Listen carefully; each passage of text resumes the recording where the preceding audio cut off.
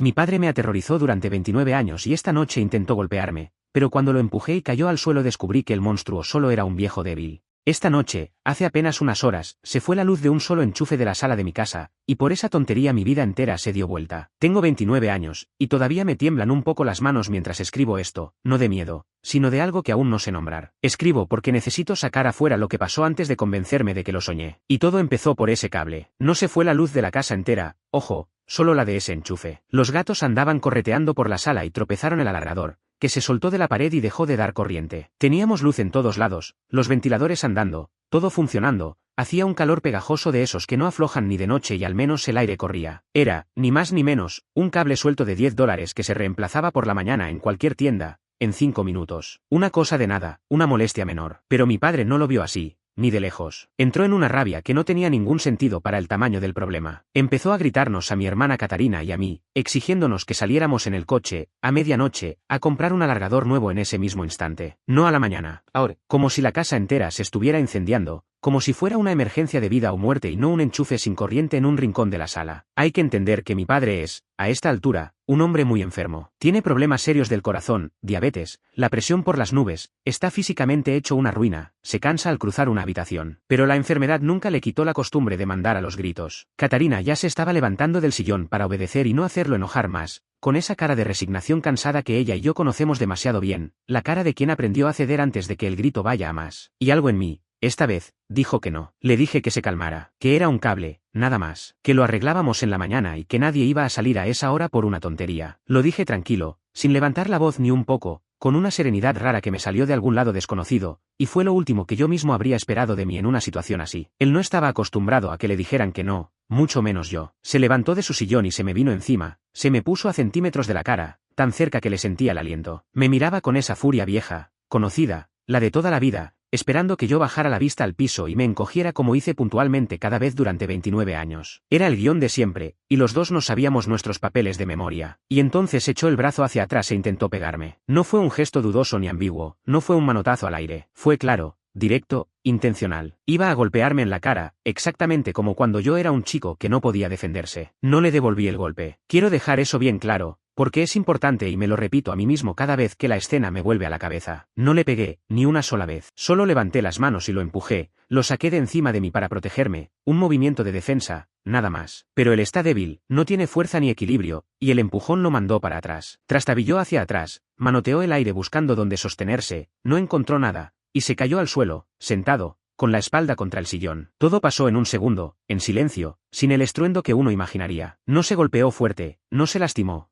Pero ahí estaba, en el piso, mirándome desde abajo por primera vez en la vida. Ahí, en el piso, era donde yo esperaba derrumbarme. Toda mi vida me imaginé que si algún día le ponía una mano encima a mi padre, aunque fuera para defenderme, me iba a morir de culpa, que se me iba a venir el mundo abajo. En cambio, mirándolo en el suelo, no sentí nada de eso. No sentí culpa, no sentí horror, no sentí miedo. Si soy honesto, y me cuesta admitirlo, sentí una especie de calma rara, casi de alivio, como cuando terminas una carrera larguísima y el cuerpo por fin deja de dolerte. Me di cuenta, en ese segundo exacto, de que ya no le tenía miedo a ese hombre. El miedo se había ido en algún momento que no supe precisar, y recién esa noche, con él en el suelo, me di cuenta de que ya no estaba. Le pregunté, sin gritar, qué clase de padre era. Hacía años que no lo veía actuar con esa violencia tan a la vista, y se lo dije. Él me sostuvo la mirada un momento desde el piso, y lo único que me contestó fue un "¿y qué?", como si le diera lo mismo, como si 29 años de mi vida cupieran en esas dos palabras de desprecio. Después me dijo que me largara de su casa. Mi madre y Catarina, asustadas, me pidieron que me fuera un rato, solo para que la cosa se enfriara. Salí, caminé por el barrio un buen rato en la noche calurosa, y al final volví,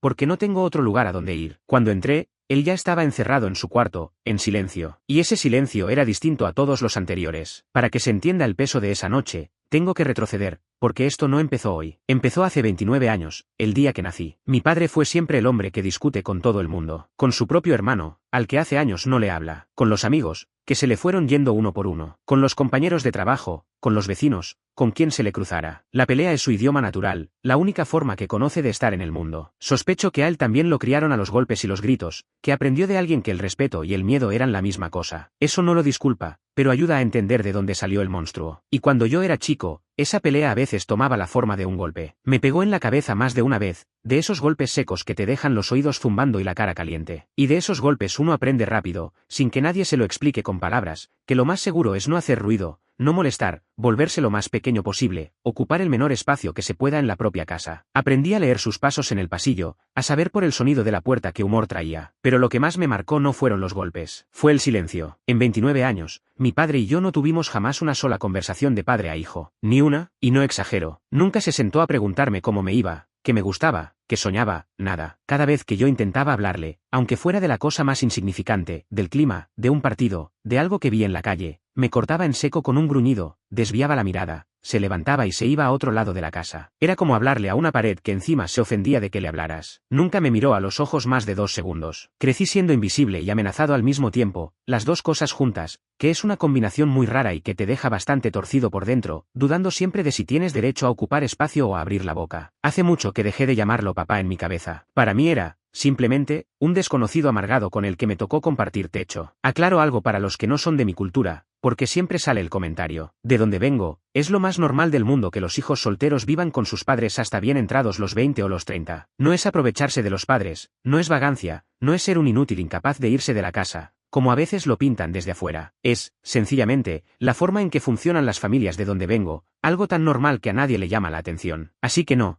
es que yo no pudiera independizarme. Es que irse no es la decisión simple que parece desde afuera. Y aún así, esa noche, viéndolo en el suelo, por primera vez la idea de irme dejó de darme miedo, igual que él. Toda mi vida tuve a ese hombre metido en la cabeza como un monstruo enorme, gigante, una sombra que tapaba todo el sol, que se proyectaba sobre cada decisión que tomé, cada cosa que callé. Y esta noche, con él sentado en el piso preguntándome y qué, el monstruo se desinfló de golpe. Lo vi por lo que es de verdad, un viejo enfermo y triste, sin un solo amigo, sin nadie que lo quiera de verdad. Durante 29 años usó el miedo conmigo porque era lo único que sabía hacer, lo único que tenía. La carta del miedo físico, esa que jugó contra mí toda mi vida como si fuera un as imbatible, se le venció esta noche, de golpe, en el suelo de la sala. Y él lo sabe, sabe que vio cómo se caía al suelo de un empujón mío, y sabe que, si yo quisiera, podría hacerle daño. Por eso se encerró callado. No es un monstruo, es solo un casero amargado al que le dejé de pagar el alquiler del miedo. No tomo, llevo años sobrio, y corro ultramaratones, esas carreras larguísimas que te rompen y te rearman. Cuento esto porque me llevó años entender una cosa. Todo lo que construí en mi vida lo construí solo, sin un padre que me empujara, en una casa que nunca me sostuvo. Me hice fuerte por fuera, kilómetro a kilómetro en la madrugada, día sobrio tras día sobrio sumándolos como quien junta monedas, en parte para compensar todo lo que me faltaba por dentro,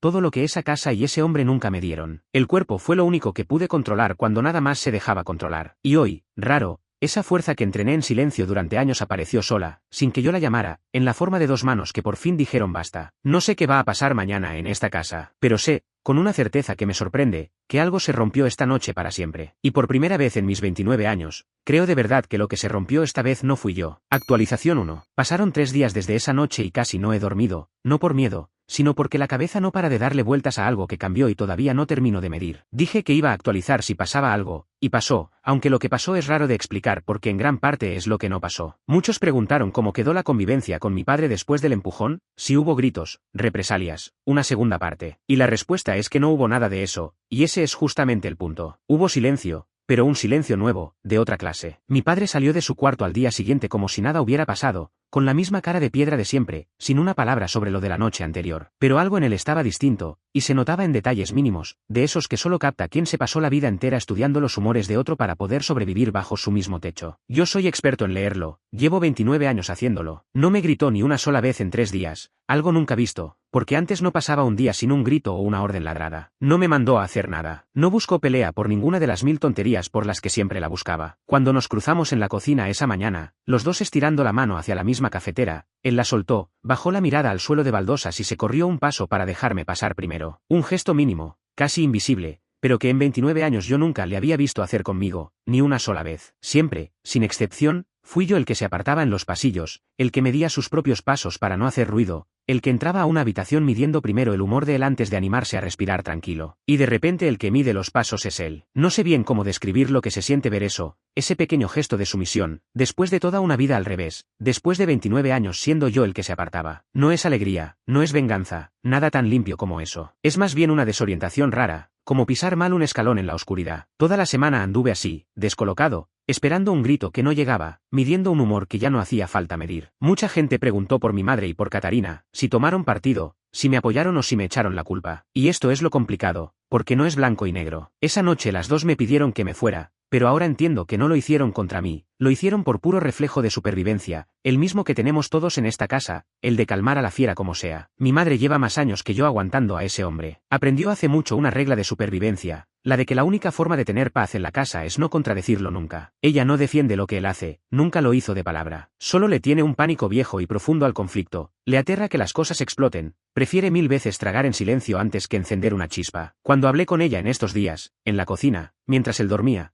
no me dijo en ningún momento que yo había hecho mal. Eso ya fue una novedad. Me lo dijo en la cocina, de espaldas, fregando una olla que ya estaba limpia, sin darse vuelta, en voz muy baja, que tuviera cuidado. Siguió fregando esa misma olla un rato largo después de decirlo. Y por la forma en que lo dijo, entendí que en el fondo ella también está cansada. También le tiene miedo, el mismo miedo que me enseñó a mí sin querer. Ver a su propio hijo plantarse esa noche le movió algo viejo por dentro, algo que ella enterró hace décadas y que no sabe cómo manejar ahora que volvió a la superficie. Con Catarina fue distinto, más directo, más de hermanos que se entienden sin demasiadas palabras. Ella es más chica que yo y creció viendo lo mismo, caminando sobre los mismos huevos. Me buscó al otro día, cuando no había nadie cerca para oírnos, con una seriedad que no le conocía, y me dijo que cuando vio a nuestro padre ahí en el suelo sintió exactamente lo mismo que yo, ese vacío raro y silencioso donde se supone que debería haber miedo o pena. Me confesó, con la voz muy baja para que nadie más oyera, que toda la vida esperó que alguien hiciera algo, lo que sea, una sola vez. Y verme a mí decir que no, sin gritar, sin perder el control, le mostró por fin que se podía,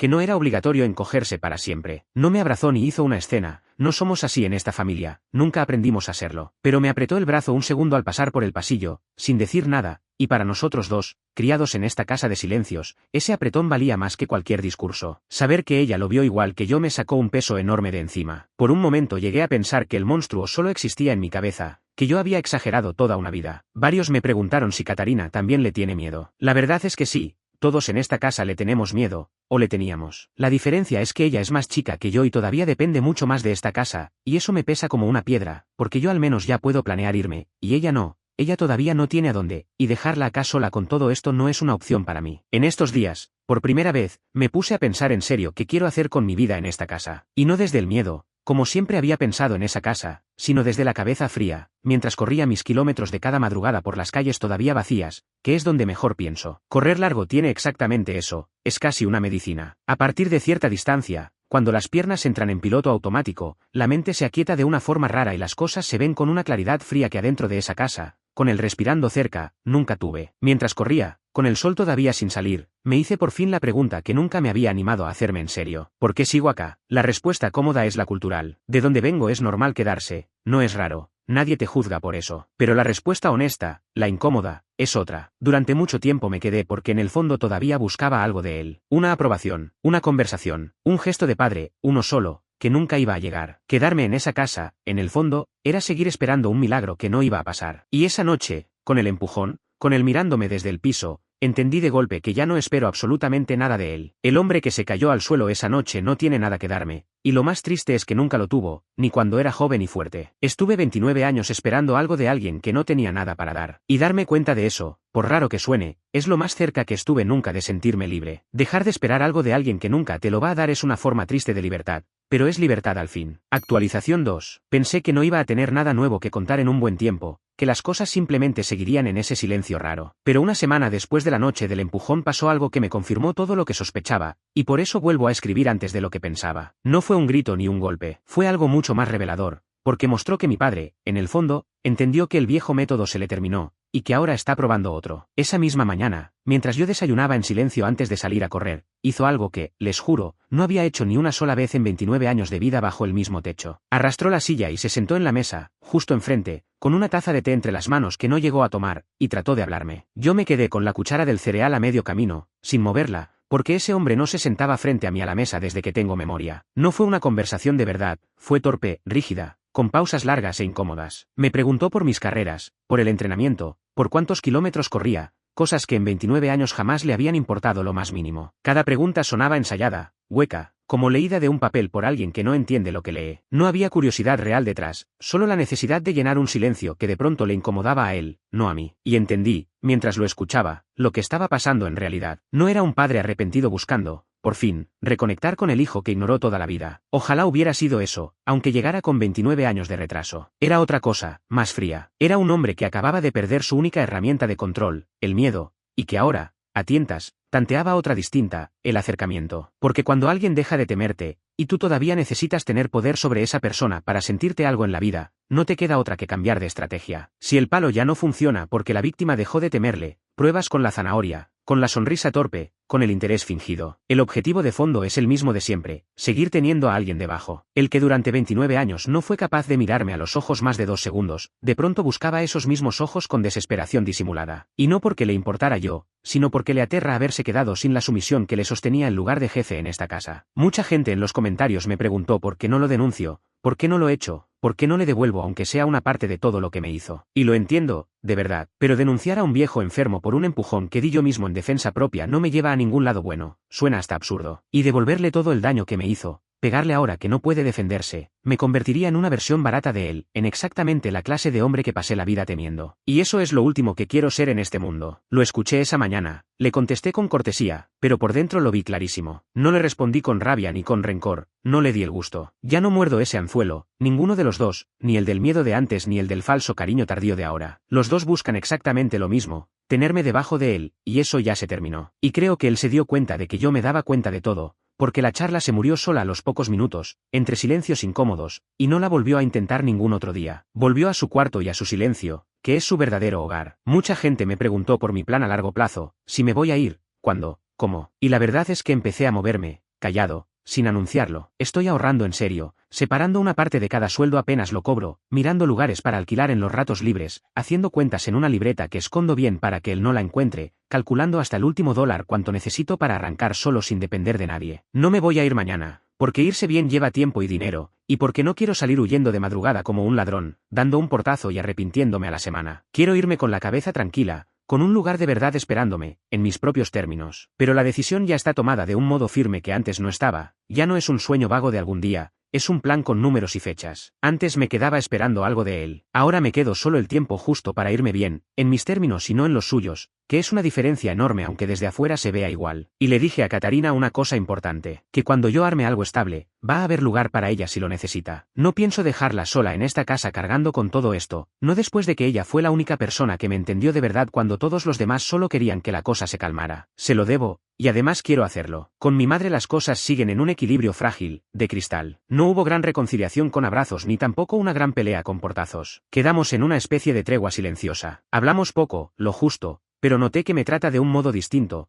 con una especie de respeto cauteloso, casi de tantear terreno, que antes no existía, como si de pronto yo fuera alguien con quien hay que medir las palabras. Una noche, lavando los platos, me dijo, casi sin que viniera a cuento, una verdad larga, que ella nunca supo cómo plantarse, que se casó muy joven, y para cuando entendió la clase de hombre que tenía al lado ya estaba demasiado adentro. No fue una disculpa, ella no sabe pedir disculpas, pero fue lo más parecido a una verdad desnuda que me dijo en años, quizá en toda mi vida. Por un segundo dejó de ser la mujer que calma la fiera y fue solo una persona cansada admitiendo que se equivocó de camino hace mucho. No la juzgo, de verdad, ya no me quedan fuerzas ni ganas para juzgarla a ella también. Cada uno sobrevive como puede, con las pocas herramientas que tiene a mano, y ella sobrevivió a ese hombre durante décadas volviéndose invisible, agachando la cabeza, no haciendo nunca olas, tragándose todo, igual que hice yo durante muchísimo tiempo sin darme cuenta de que lo estaba haciendo. Fuimos cómplices del mismo silencio, ella y yo, sin querer. La diferencia es que yo todavía estoy a tiempo de dejar de serlo. Y llego a la pregunta que nadie me hizo, pero que yo me vengo haciendo solo desde esa noche, dándole vueltas en cada carrera, en cada madrugada sin sueño. La pregunta es profundamente incómoda, me raspa por dentro, y justamente por eso no la puedo soltar, vuelve sola cada vez que bajo la guardia. Si mi padre esa noche hubiera sido fuerte, joven, sano como antes, ¿habría hecho yo lo mismo? ¿Lo habría empujado, lo habría enfrentado,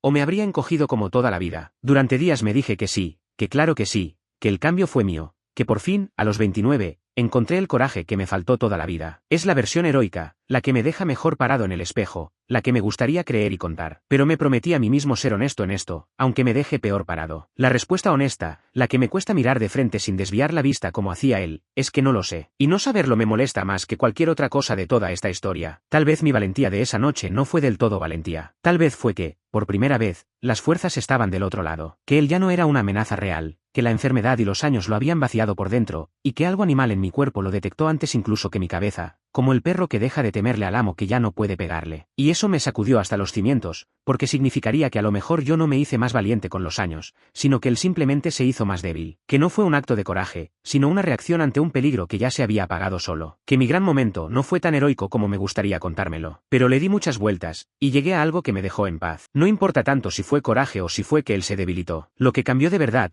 lo que no se puede deshacer, es que ahora yo sé cómo se siente no tenerle miedo. Conozco la sensación, la viví en el cuerpo, y eso no se desaprende. Aunque mañana, por un milagro, se levantara curado y fuerte como a los 40, ya sería demasiado tarde para él, porque el hechizo se rompió la noche que lo vi sentado en el suelo decir esas dos palabras de desprecio, ese y qué, sin ningún poder real detrás. Eran las palabras de siempre, pero por primera vez sonaban huecas, como un disparo sin bala. El miedo era una costumbre, una rutina vieja de tantos años, no una verdad. Y las costumbres, una vez que las ves de frente y entiendes que son solo eso, empiezan a caerse solas. Así que no, esto no termina con un padre y un hijo reconciliados, ni con un viejo que pide perdón, ni con una familia arreglada. Termina con un hombre de 29 años que una noche calurosa, por un cable de $10, empujó a un fantasma que lo había aterrorizado media vida y descubrió, con las manos todavía en el aire, que ese fantasma pesaba muchísimo menos de lo que él siempre había creído. Mi padre sigue en su cuarto, más callado que nunca, saliendo solo para lo justo, encerrado a solas con lo único que le queda en esta vida, que es su propia amargura y el eco de una casa donde ya nadie le tiene miedo. Yo sigo corriendo de madrugada, sigo sumando kilómetros, sigo sobre un día más como vengo haciendo desde hace años, sigo haciendo cuentas en mi libreta para el día de mi salida. No siento que gane nada. Que quede claro, no hay ningún trofeo en esto, ninguna victoria que celebrar con los brazos en alto. No derroté a nadie, solo dejé de cargar un peso enorme que llevé 29 años sobre los hombros, encorvado, sin saber siquiera que se podía soltar,